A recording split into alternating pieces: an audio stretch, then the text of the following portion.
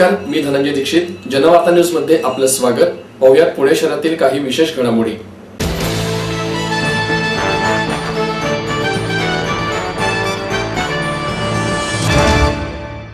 अभिदा इनामदार महाविद्यालयातील 13 विद्यार्थ्यांचा मुरुड येथील समुद्रात बुडून मृत्यू झाला. पुण्यातील महाराष्ट्र कॉस्मोपॉलिटन एज्युकेशन सोसायटीच्या आबेदा इनामदार वरिष्ठ महाविद्यालयाच्या कॉम्प्युटर सायन्स विभागाच्या विद्यार्थ्यांची सहल मुरुड समुद्र किनाऱ्यावर महाविद्यालयाच्या अधिकृत सहलीला गेले असता त्यातील सुमारे 12 ते 13 विद्यार्थी बुडून मृत पावले आहेत. अजून सुमारे 5 विद्यार्थ्यांवर उपचार सुरू आहेत. या घटनेची माहिती घेण्याचे काम सुरू आहे असे उपप्राचार्य शैला बुटवाल यांनी सांगितले. तर घटनास्थळी संस्थेचे पदाधिकारी रवाना झाले असून शासकीय रुग्णालयात काहींवर उपचार सुरू असून मदत कार्यासाठी स्थानिक सामाजिक कार्यकर्त्यांची मदत घेण्यात येत आहे. 10 ॲम्ब्युलन्स पुण्यातून पाठवण्यात आल्याची माहिती संस्थेचे अध्यक्ष S.A. इनामदार यांनी दिली. सहलीला गेलेले त्यातील सुमारे 14 विद्यार्थी बुडून मृत पावले. त्यांचे मृतदेह हे आज पहाटे पुण्यात आणले गेले. त्यानंतर महाविद्यालयाच्या प्रशासनाने ते मृतदेह नातेवाईकांच्या ताब्यात दिले. त्यानंतर या मुलींची अंत्ययात्रा काढण्यात आली. हे मृतदेह शहरातील विविध भागातील आहेत. यापैकी हडपसरमधील 2 तर कोंढव्यातील 5 तर शिवाजीनगरमधील 2 असे हे मृतदेह आहेत. करीब शाम में आज 5 बजे हमको ऐसा फ़ोन आया कि ऐसी ऐसी ट्रेजेडी हुई है. उसके बाद हमने जो भी नेसेसरी स्टेप्स हमको लेना चाहिए वो हमने लिए. वहाँ पे जो हमारे लोग, पहचान के लोग, कॉर्पोरेटर्स, मेयर्स, उनसे कांटेक्ट किया और वो सारे लोग वहाँ पर पहुँचे. सारी मदद उन्होंने की. पुलिस डिपार्टमेंट भी वहाँ पे पहुँचा. अभी वहाँ पे जो लीगल कार्रवाई चलनी चाहिए वो चल रही है.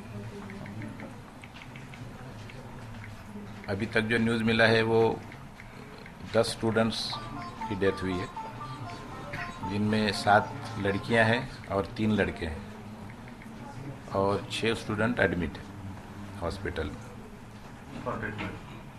पता है कुछ ही लोग उसमें गए थे पानी में. अच्छा. बाकी तो दे आर सेफ. ये कैसे हादसा हुआ कुछ ये अभी तक एग्जैक्ट पता नहीं चला, क्योंकि पुलिस की जब रिपोर्ट आएगी तभी पता चलेगा ना एग्जैक्ट. बाकी तो फिर अफवाहें हो सकती है, ऐसा हो गया वैसा हो गया. ये नहीं होना चाहिए. ऑथेंटिक रिपोर्ट जब आएगी तो हम आपको शेअर करेंगे. सर, किती विद्यार्थी साधारण तुमच्या संपर्कात आहेत? शिक्षकांनी काय माहिती दिली? संपर्कात किती विद्यार्थी तिथे? विद्यार्थी तर संपर्कमध्ये आहेच नाही ना. क्लास के बच्चे यहाँ से कुछ अपने स्टाफ की जी जी जी ऑलरेडी स्टाफ तो वहाँ पे था ही. करीब 8 टीचिंग स्टाफ और 3 नॉन टीचिंग स्टाफ उनके साथ में था.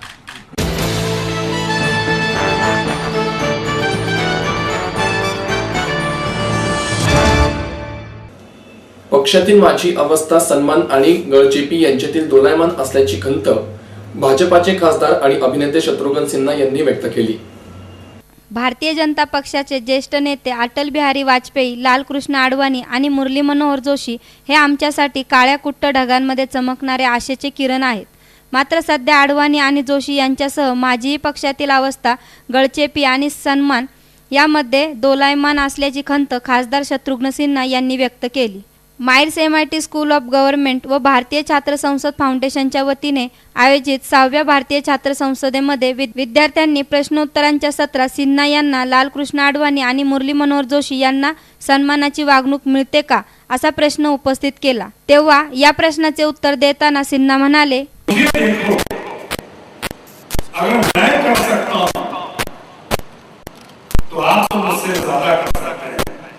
अगर मैं पटना की गलियों से अकेला निकलता हुआ जीवन में पहली बार किसी हॉस्टल में जाता हूँ, पहली बार पटना छोड़कर माय फर्स्ट लव पुणे आता हूँ, अपने पुणे में अपनी जन्मभूमि बिहार छोड़कर पहली बार अपनी कर्मभूमि महाराष्ट्र में आता हूँ. कुछ पता नहीं क्या होने वाला है. अरुण जेटली को मैं hold very nicely. Arun Jaitley हमारे मैंने बोल दिए कि वो स्टूडेंट के प्रैक्टिस करने के अब तक मुझे जानते हैं, वो मैं नहीं. उनकी ऐसी प्रैक्टिस कभी भी बहुत अच्छी. मैं तो ये चाहूँगा जो भी लड़ाई होनी है उसका नाम नहीं देता.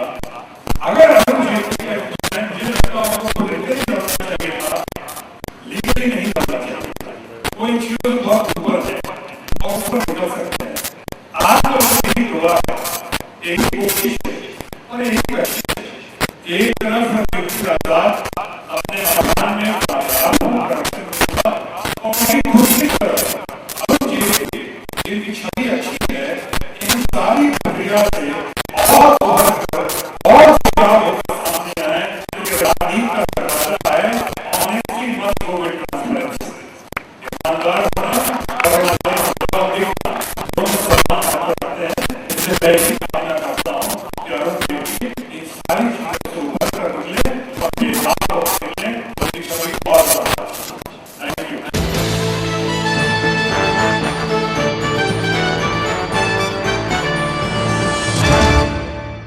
महिलांनी स्तनांच्या कर्करोगाविषयी खुलेपणाने बोलल्यास वेळेत उपचार होतील असं मत अभिनेत्री काजोल देवगण यांनी व्यक्त केलं. देशात स्तनांच्या कर्करोगाचे प्रमाण अधिक असून या रोगावर अनेक उपाय आहेत. मात्र महिला या रोगाच्या लक्षणाविषयी बोलत नसल्याने रोग अधिक पसरतो. त्यामुळे महिलांनी खुलेपणाने बोलले तर वेळेत निदान आणि उपचार होतील असे मत प्रसिद्ध अभिनेत्री काजोल देवगण यांनी व्यक्त केले.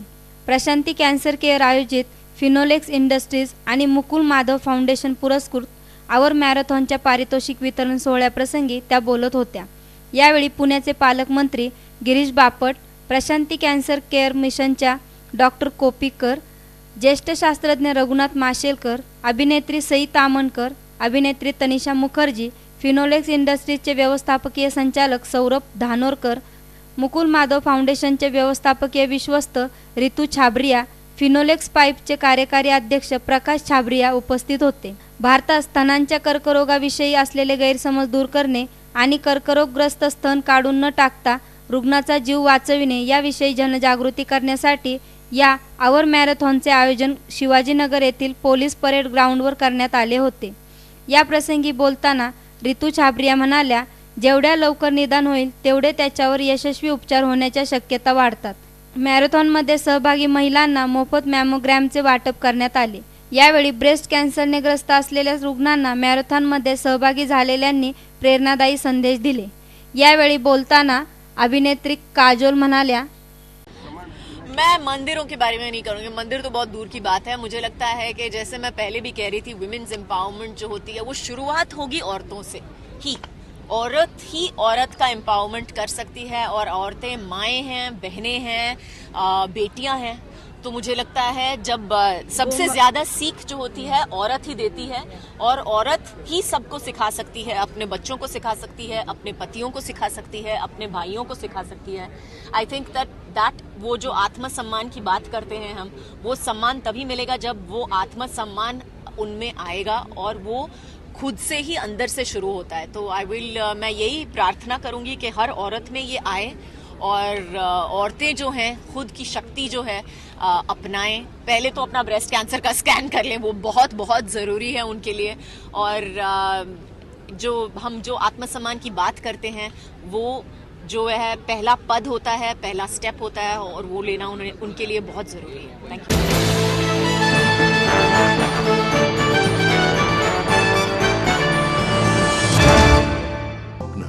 आपलं मन, आपलं स्वतःचं घर हेच खरं धन. समृद्ध जीवन पार्क सादर करत आहे 140 फ्लॅट्सची एक प्रशस्त गृह योजना. कात्रज कोंढवा रोडवर बिबवेवाडीपासून फक्त 2 किलोमीटर अंतरावर आपल्या आर्थिक गणितात बसणारे 1 व 2 BHK फ्लॅट्स. तब्बल 3 मजली पार्किंग सह आईस पाईस गार्डन, क्लब हाऊस आणि इतर सुविधांनी सुसज्ज. बुकिंग साठी संपर्क 9850937373 9850947373. समृद्ध जीवन, नांदी सौभाग्याची, सुरुवात प्रगतीची.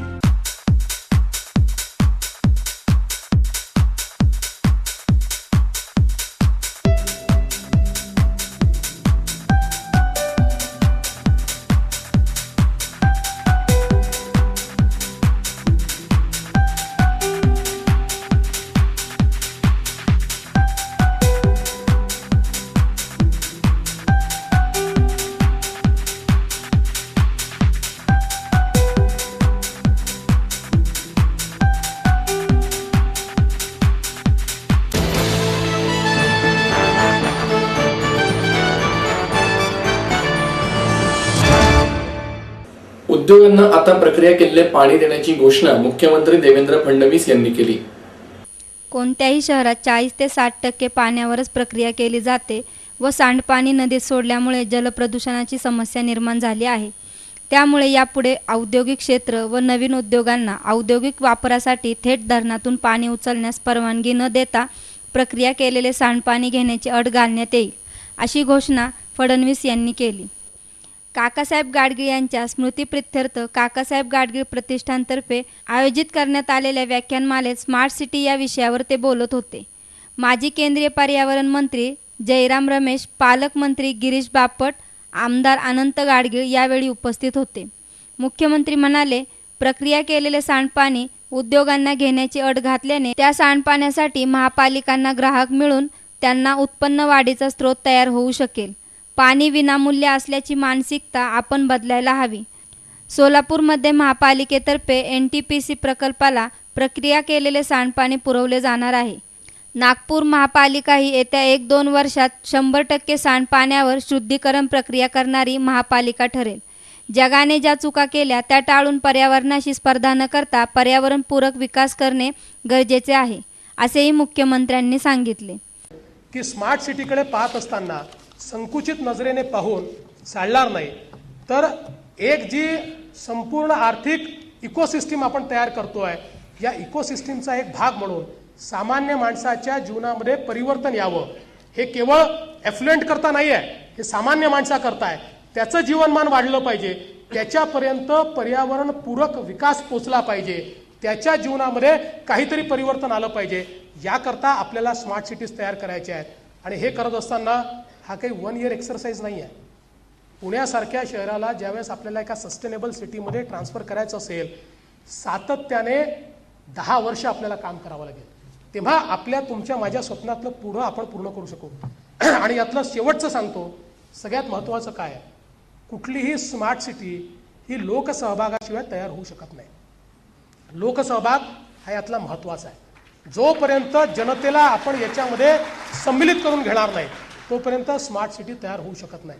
आणि म्हणून सिटीजन एंगेजमेंट हा यातला सगळ्यात महत्त्वाचा विषय आहे. लोकांना काय हवं आहे हे जर आपण समजून घेतलं नाही, आमच्या जो सोल्युशन्स आहेत आम्ही सांगू ते सोल्युशन, या मानसिकतेत आपल्याला जाण्याचं कारण नाही. अनेक वेळा याच्या पद्धतीच्या संदर्भात देखील चर्चा होते. हे SPV काय प्रकरण आणलं असंही अनेक लोकांना वाटतं. मग महानगरपालिकेचे अधिकार घेण्याकरता हे प्रकरण आणलं आहे का असंही अनेकांना वाटतं. पण SPV हे कोणाचा अधिकार घेण्याकरता नाही आहे, तर आपण स्पेशल पर्पज व्हेकल म्हणजे एखाद्या पर्पज करता तयार केलेली व्यवस्था आहे. आजही राज्यामध्ये म्हणजे मुंबईमध्ये आपण पूर्वी PMT म्हणायचो, आता काय म्हणतो त्याला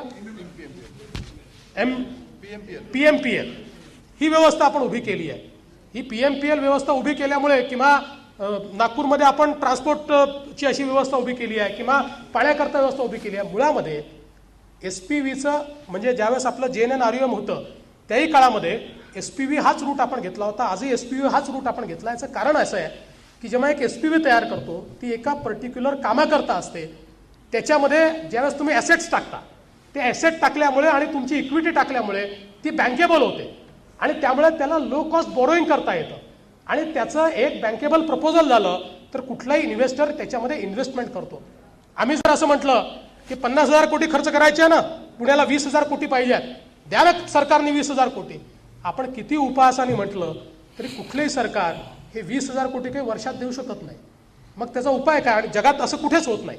जगाने आपली शहरं चांगली केली लँड मॉनेटायझेशननी आणि प्रायव्हेट पार्टिसिपेशननी. पण एवढंच आहे की कुठलंही पार्टिसिपेशन घेताना ट्रान्सपरन्सी ही महत्त्वाची आहे. जर पारदर्शिता नसेल तर हे सगळं फेल होईल. आणि पारदर्शिता असेल, ट्रान्सपरन्सी असेल तर हे निश्चितपणे यशस्वी होईल. मला विश्वास आहे की जनतेनं मनामध्ये घेतलं, लोकांनी मनामध्ये घेतलं आणि लोकांनी जर ठरवलं की आमचं शहर हे आम्हाला सस्टेनेबल शहर करायचं आहे, आमचं शहर हे चांगलं शहर आम्हाला करायचं आहे, तर निश्चितपणे आपली शहरं चांगली होतील. हा विश्वास मी या निमित्ताने व्यक्त करतो.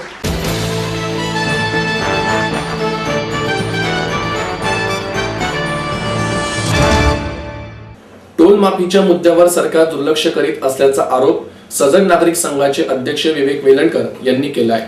मुंबई पुणे एक्सप्रेसवेवरील टोलची आकडेवारी पाहता या टोलची वसुली 2016 अखेरीस पूर्ण होत आहे. मात्र असं असतानाही या टोलची वसुली पुढील 27 महिने सुरू राहणार आहे, ज्यातून 1100 ते 1150 कोटी रुपयांची वसुली केली जाणार आहे. टोल माफीच्या मुद्द्यावर सत्तेत आलेल्या सरकारने याकडे मात्र दुर्लक्ष केल्याचा आरोप सजग नागरिक मंचाचे अध्यक्ष विवेक वेलणकर यांनी केला.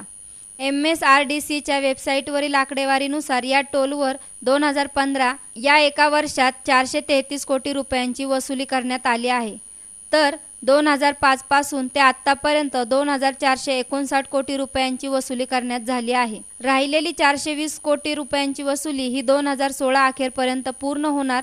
त्यामुळे 2016 अखेरीस या टोलची वसुली पूर्ण होत असतानाही हा टोल पुढील 27 महिने चालणार आहे. एकीकडे कोल्हापूर टोलची टोल माफी करणारे सरकार या टोलच्या बाबतीत अभ्यास करण्याची कारणे पुढे करत आहेत. सरकारला इच्छाशक्ती नसल्याचा टोला लगावत विवेक वेलणकर यांनी सरकारवर जोरदार टीका केली आहे. 2005 पासूनचं कॉन्ट्रॅक्ट पाहिलं तर आत्तापर्यंत जवळपास 2459 कोटी रुपयाचा टोल जमा झालेला आहे या वर्षांमध्ये, आणि अजून आता फक्त 420 कोटी रुपयाचा टोल जमा व्हायचा शिल्लक आहे. या हिशोबाने पाहिलं तर 2016च्या एंडच्या अगोदरच जेवढा टोल कंत्राटाप्रमाणे कॉन्ट्रॅक्टरनी गोळा करणं अपेक्षित आहे तो गोळा करून झालेला असेल, आणि मग त्याच्यापुढं 2017, 2018 आणि 2019चे 3 महिने असे जवळजवळ 27 महिने कॉन्ट्रॅक्टरला कंत्राटामध्ये लिहिल्यापेक्षा कितीतरी जास्त म्हणजे जवळपास 1100-1150 कोटी रुपये एक्स्ट्रा मिळणार आहेत. ही वस्तुस्थिती सगळी सरकारसमोर आहे. ही सगळी आकडेवारी सरकारकडे मिळालेली आहे. मुळात कॉन्ट्रॅक्टर दाखवतो ती आकडेवारी खरी का खोटी हा वेगळाच विषय आहे, कारण जो व्हिडिओग्राफी झाली त्याच्यात असं दिसतंय की कॉन्ट्रॅक्टर 40 ते 45% वाहनं कमी दाखवतोय, असं त्या व्हिडिओग्राफीतनं सिद्ध झालंय. आणि तरी एवढे कमी वाहनं दाखवूनही जर एवढे जास्ती पैसे मिळत असतील तर सरकारचं ह्या टोल माफीकडे लक्ष का नाही हा खरा सवाल आहे. कारण एकीकडे कोल्हापुरामधलं टोल माफी केली, 440 कोटी रुपयाची भरपाई कॉन्ट्रॅक्टरला कबूल केली. दुसरीकडे इथं कुठलीही भरपाई न द्यायला लागता किमान ST आणि स्मॉल कारला हा टोल बंद करणं शक्य असतानाही सत्तेत येऊन आता 1.5 वर्ष पूर्ण होतं तरी सरकार अजून अभ्यासच करतंय MEP आणि एक्सप्रेसवे टोलचा. हे विश्वास ठेवण्यासारखं नाही. टोल माफीचं आश्वासन देऊन हे सरकार सत्तेत आलं याचं त्यांना आता विसर पडलाय. मला असं वाटतं की जर आता हे याच्यावर सरकारने काही केलं नाही तर सरकारची इच्छाशक्तीच नाही असं.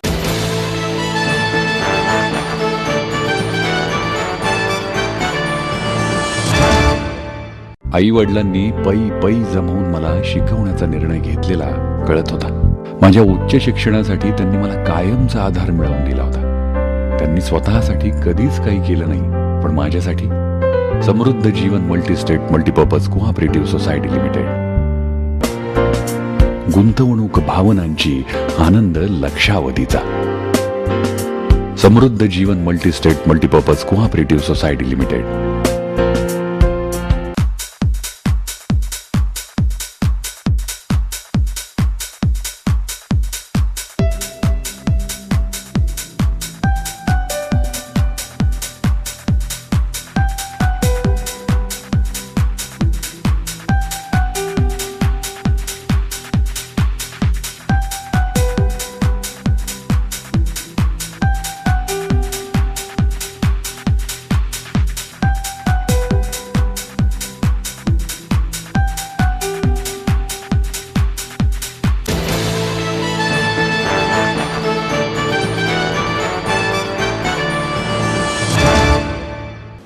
महाराष्ट्र साहित्य परिषदेच्या निवडणुकीवरून नवनिर्माण पॅनल आणि परिवर्तन पॅनल यांच्यामध्ये चांगलेच आरोप प्रत्यारोप सुरू आहेत.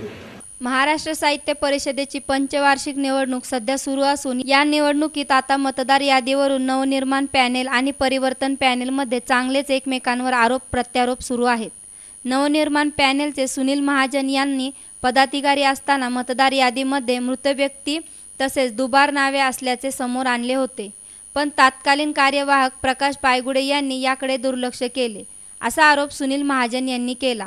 तर या यादीमधील काही चुका लक्षात आल्यानंतर याची यादी केली आणि निवडणूक अधिकाऱ्यांना सादर केली असून पण जे पदाधिकारी पदावर असताना कार्यकारिणीत ही मतदार यादी मंजूर झाली, त्यामुळे असे आरोप त्यांनी करू नये असं परिवर्तन पॅनेलचे प्रकाश पायगुडे यांनी सांगितले. एकूणच ही निवडणूक आरोप प्रत्यारोपांनी रंगणार असून कोणाचा विजय होतो हे पाहणे उत्सुक्याचे ठरणार आहे. पण जे काही ज्यांना आपण रिप्रेझेंट करतो त्या व्यक्तींचा होता, समावेश, परंतु आमच्या ते लक्षात आल्यानंतर काही टंकलिखनाच्या चुका होतात, टायपिंगच्या चुका होतात किंवा काही थोडंसं अनवधानाने ती नावं होतात, तर त्याची एक यादी केली. मी जवळजवळ 23 जणांची यादी ही निर्वाचन अधिकाऱ्यांना सादर केलेली आहे.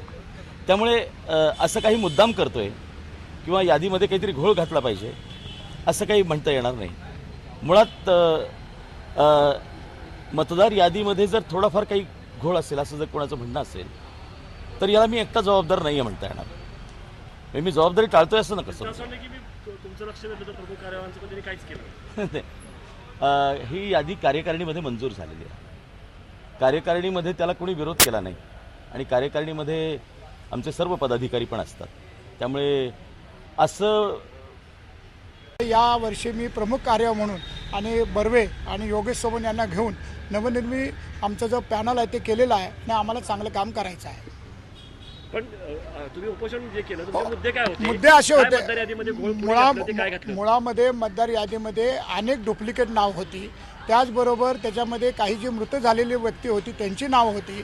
या निवडणुकीची जी घोषणा झाली तेव्हापासून मी कार्यकारिणीची बैठक लावायला सांगितली होती. पदाधिकारी म्हणून सातत्यानं मी त्याच्यामध्ये लक्ष घातलं होतं आणि आजही जेव्हा 30 तारखेपर्यंत मी त्याच्यामध्ये आमचे प्रमोद आडकर असतील, मी असतील, अनेक आजीव सभासद असतील, आमचे विश्वस्त असेल, यांनी या संदर्भामध्ये त्या ठिकाणी विविध या कामासाठी त्यांनी तिथे नोंदणी केलेली आहे की आक्षेप घेतलेले आहे. त्याच्यामध्ये सांगितलं मतं काही ठिकाणी ज्या गावामध्ये 50-50 मतं एकत्र होती त्याच्यामध्ये तिथे डुप्लिकेट होती त्याच्यामध्ये तिथे, त्यामुळे आम्हाला ते आक्षेप घ्यावे लागले त्याच्यामध्ये.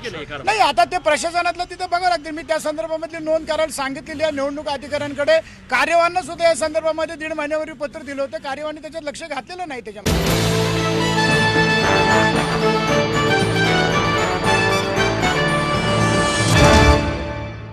भारतीय छात्र संसदेच्या अधिवेशनात प्रसिद्ध गिर्यारोहक अरुणिमा सिन्हा यांचं व्याख्यान संपन्न झालं.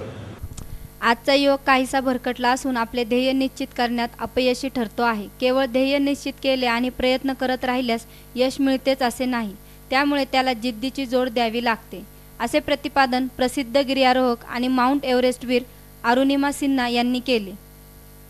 Myers MIT school and government व भारतीय छात्र संसद फाउंडेशन यांच्या संयुक्त विद्यमाने आयोजित करण्यात आलेल्या 6व्या भारतीय छात्र संसदेतील 9व्या सत्रात ऑस्कर, ऑलिम्पिक्स आणि नोबेल अजूनही दूरवरची स्वप्नेच या विषयावर त्या बोलत होत्या.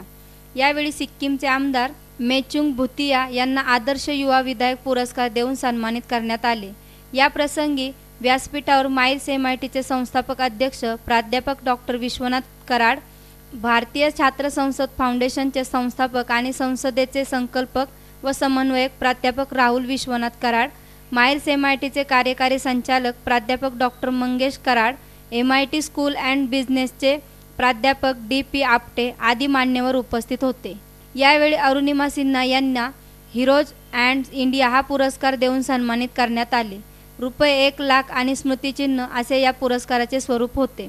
अरुणिमा सिन्हा म्हणाल्या, आपल्या ध्येयपूर्तीसाठी सातत्याने वाटचाल करीत राहिले पाहिजे. आपली इच्छाशक्ती जागृत ठेवून मेहनत केली पाहिजे. भोवतालच्या गर्दीतून बाहेर पडून आपल्या अंतरात्म्याशी संवाद साधणे गरजेचे असते.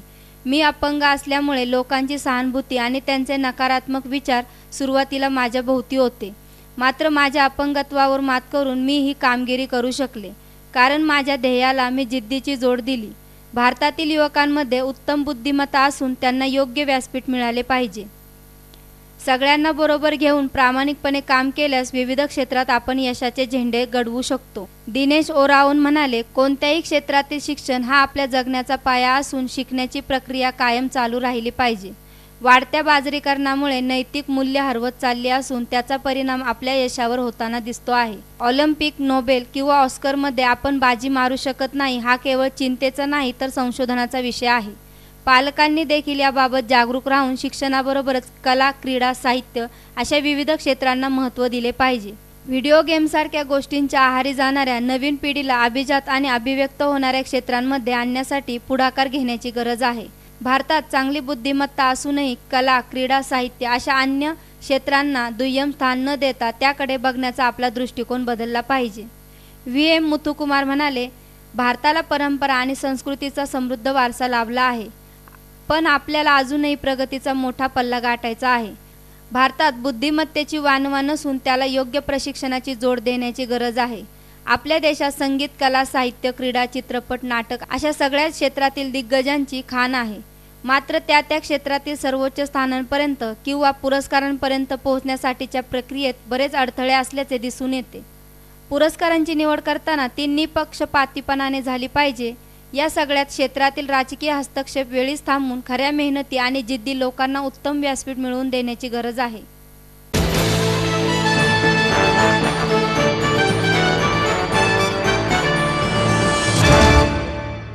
MPSC व इतर स्पर्धा परीक्षांच्या विद्यार्थ्यांच्या हक्कासाठी शिवसंग्रामच्या वतीनं लाक्षणिक उपोषण करण्यात आलं.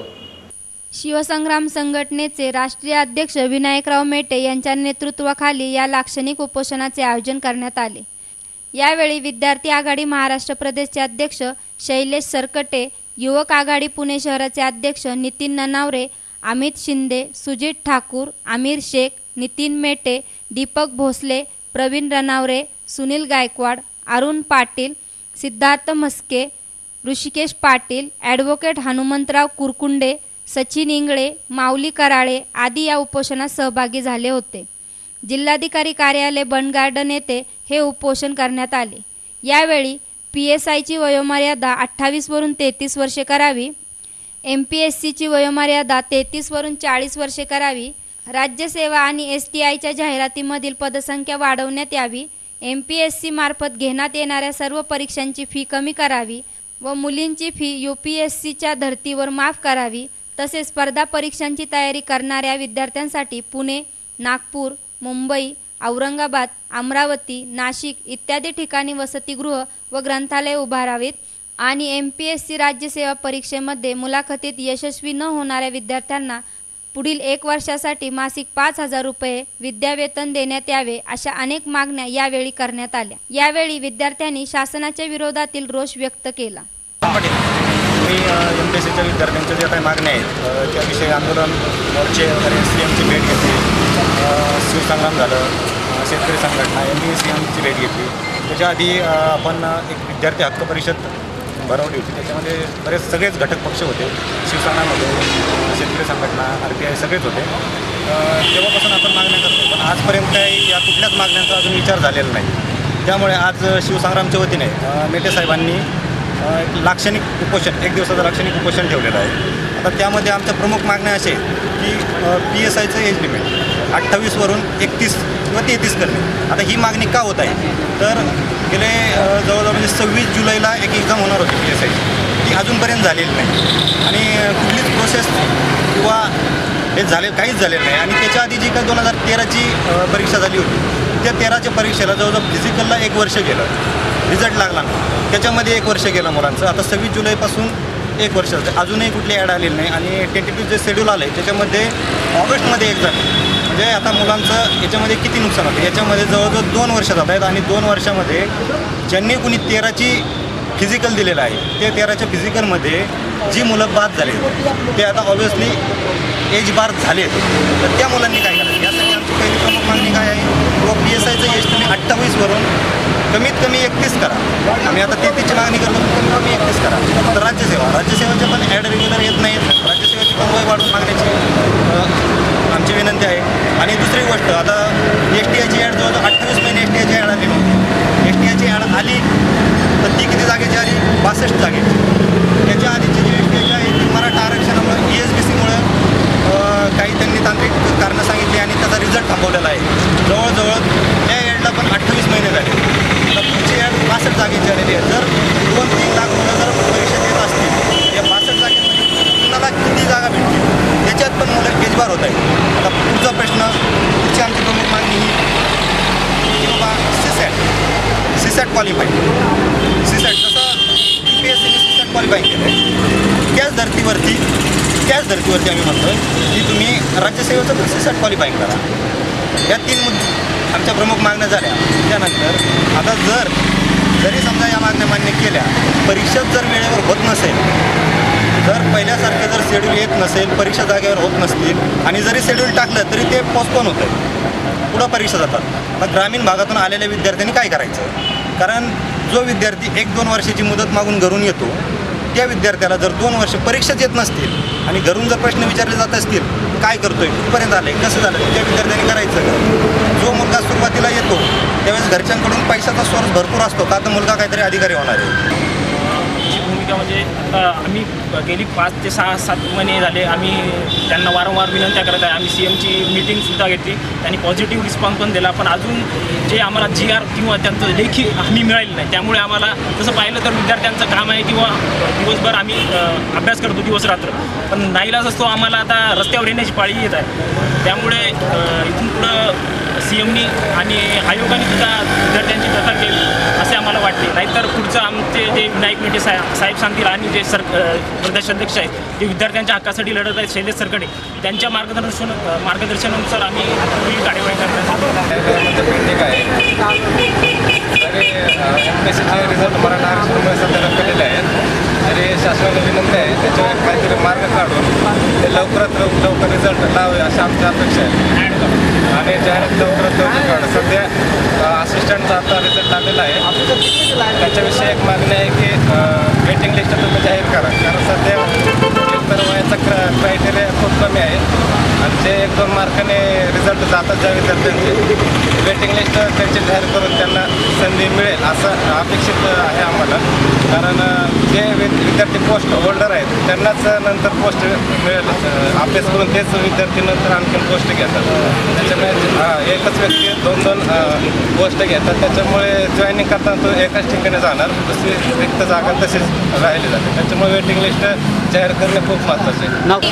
मला म्हणजे UPSCची तयारी करायचं आहे, पण आमची पात्रता ॲबिलिटीज तेवढी आहे, पण परिस्थिती नसल्यामुळं म्हणजे शासनाने कसं मुलांपेक्षा मुलींमध्ये क्षमता खूप असते, पण गरिबी परिस्थिती असल्यामुळे मुली काहीच करू शकत नाही आणि पाठीमागून आधार नसल्यामुळं माझी अपेक्षा अशी आहे की शासनाने वसतिगृहाची स्थापना करावी आणि मुलींना राहण्याची व्यवस्था बाहेर करावी, कारण की मुलींना घरून सपोर्ट मिळत नाही. एक तर वय वाढत चाललं असं वाटतं. आता माझ्यानुसारच मी सांगते, मला UPSC करायची, पण मला वडील नाही आहेत, माझे वडील आत्महत्या करून वारलेले, तर मग मी माझं स्वप्न कसं पूर्ण करणार? मला माहिती आहे की मी होऊ शकते, तेवढा आत्मविश्वास आहे माझ्यामध्ये, पण शासनाने जर मला वयोमर्यादेचा प्रश्न तो नाही आहे, पण मला माझा प्रश्न हा आहे की राहण्याची व्यवस्थेसाठी आता इथं पुण्यामध्ये राहणे म्हणजे 5-6 हजार रुपये लागतात महिन्याला, मग माझी कशी देणार ते पैसे? हा माझा प्रश्न आहे. माझी शासनाकडे एवढीच अपेक्षा आहे की त्यांनी ज्यांच्यामध्ये पात्रता आहेत, ॲबिलिटीज आहेत, त्यांच्यासाठी काहीतरी करावं.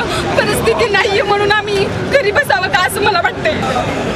तर आमची सगळ्यात पहिली मागणी ही आहे की वयोमर्यादेसंदर्भामध्ये तर आमच्यामध्ये शासनाने 28 वरून PSIची जी मर्यादा आहे 33 करावी.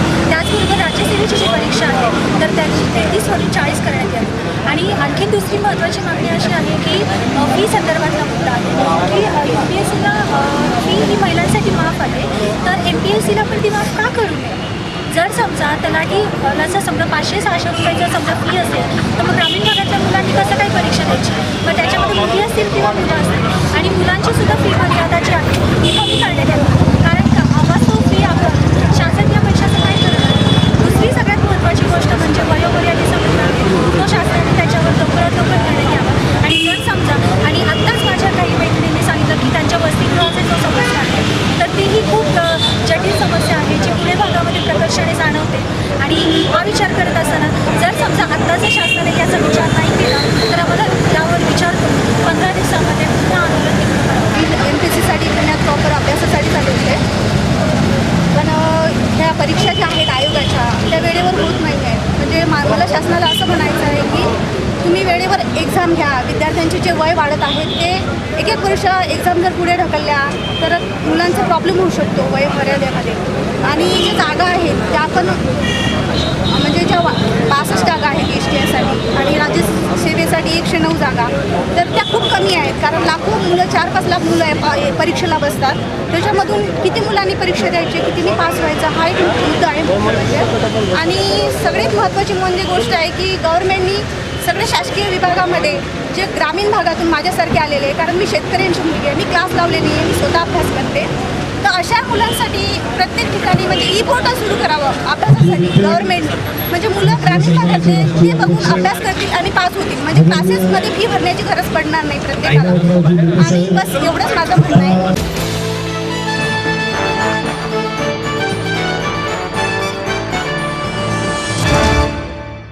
माहेर सोडून सासरी आले. इथेही प्रेमाची मायेची माणसं होती, पण माझं भविष्य सुरक्षित आहे याचा आनंद आत्मविश्वास वाढवणारा होता. Samruddha Jeevan multistate multipurpose cooperative society limited. गुंतवणूक भावनांची, आनंद लक्षावधीचा. Samruddha Jeevan multistate multipurpose cooperative society limited.